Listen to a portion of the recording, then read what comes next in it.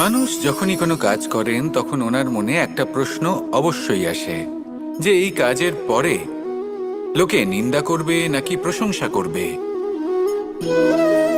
এই বিষয়ে ভাবতে ভাবতে ওনারা এটা বুঝতে ভুলে যান যে নিন্দা এবং প্রশংসার বিষয়ে ভেবে ওনারা নিজেদের একাগ্রতা এবং সমর্পণ দুটোই হারিয়ে ফেলেন। নিন্দা হবে ভেবে ভয় পাওয়ার কি প্রয়োজন? নিন্দাতে অনুচিত কি আছে? উচিত দৃষ্টিভঙ্গি দিয়ে ভেবে দেখুন। নিন্দা এবং প্রশংসা এই দুটোই হলো অনিবার্য। নিন্দা যখনই হয় তখন যে যাই বলুক না কেন আপনি একটা সুযোগ লাভ করেন, একটা সুযোগ নিজের ভুল বুঝতে পারার, সেটা শুধরে নিতে পারেন, নিজের পথ বদলে নিতে পারেন আর সাফল্যের পথে অগ্রসর হতে পারেন। একটা শিক্ষা পাওয়া যায় এই নিন্দা দ্বারা। আর যখন প্রশংসা লাভ হয় তখন আমাদের মন আনন্দে ভরে ওঠে। এই দুটোই অত্যন্ত প্রয়োজনীয়। সেই জন্য নিন্দা এবং প্রশংসার এই খেলায় জীবনের অঙ্কটা বদলে ফেলবেন না, সেটা অনুচিত হবে। কারণ জীবন না শুধু নিন্দার বিষয় আর না শুধু প্রশংসার, জীবন হলো আত্মিক সুখের বিষয়। যখন আপনি কোনো শ্রেষ্ঠ কাজ করেন আপনার মন আপনাকে বলে দেবে যে আজ আপনি কোনো শুভ কাজ করেছেন। সেটাই হলো আত্মিক সুখ, এটাই হলো জীবন। তাই নিন্দার মাধ্যমে যে দুঃখ জীবনে আসে বা ফেলে আসা অতীতের জন্য আপনার জীবনে যে দুঃখ আসে সেগুলো ভাবা বন্ধ করে দিন আর কর্ম করুন এই বর্তমানের জন্য, আগামী ভবিষ্যতের জন্য।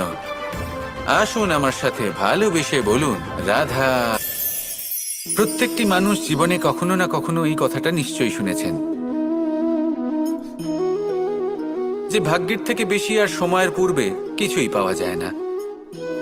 আর এটা সত্যিও বটে, কিন্তু এর থেকেও বড় একটা সত্যি আছে, আর সেটা হলো যে আপনি নিজেই নিজের ভাগ্য রচনা করতে পারেন নিজের কর্মের দ্বারা।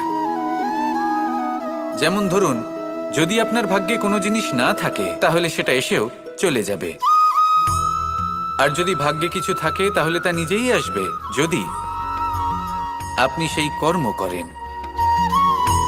যেমন ধরুন পাণ্ডবরা, ওনাদের জীবন কি ছিল, ওনাদের সাথে কি হয়েছিল? ওনাদের পিতা বনবাসী হয়েছিলেন, অকাল মৃত্যু লাভ করেছিলেন। এবার এটাই যদি ওনারা নিজেদের ভাগ্য বলে মেনে নিতেন আর কিছুই না করতেন তাহলে মহাভারতের সেই যুদ্ধে জয়লাভ করে সমস্ত ভূমণ্ডলের স্বামী কি করে হয়ে উঠতেন?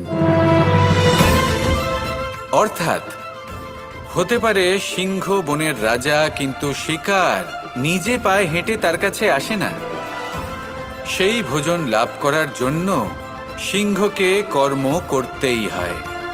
তাহলে আপনার ভাগ্যে যেটা আছে সেটা আসবে, কিন্তু কর্মের জোরে আসবে। তাই কর্ম করতে থাকুন আর আমার সাথে ভালোবেসে বলুন রাধা রাধা। এই ফুল কি সুন্দর হয়, তাই না? মন মোহিত করে দেবার মতো রং, সুগন্ধ, আর এতটাই কোমল হয় যে খুব সহজেই আপনি একে পিষে দিতে পারেন।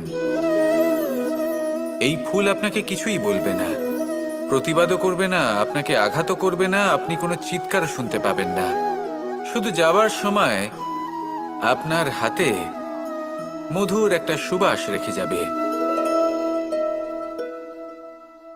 কিন্তু এই কাজটা আপনি কাঁটার সাথে করতে পারবেন না। কাঁটা আপনাকে অত্যন্ত যন্ত্রণা দেবে, সেটা আপনিও জানেন। এবার এই ফুল আর কাঁটার মধ্যে যে পার্থক্য, সেটাই হলো পার্থক্য সজ্জন এবং দুর্জনদের মধ্যে। কখনো কখনো আমাদের জীবনে এমন কিছু ব্যক্তি আসেন যারা অত্যন্ত কোমল, তাদের আমরা দমন করে বসি। আর বেশিরভাগ সময় তারাই আমাদের সব থেকে বড় শুভাকাঙ্ক্ষী হন। তারা চাইলে বিরোধিতা করতেই পারেন, চাইলে আমাদের উপর প্রহার করতেই পারেন, কিন্তু তা করেন না।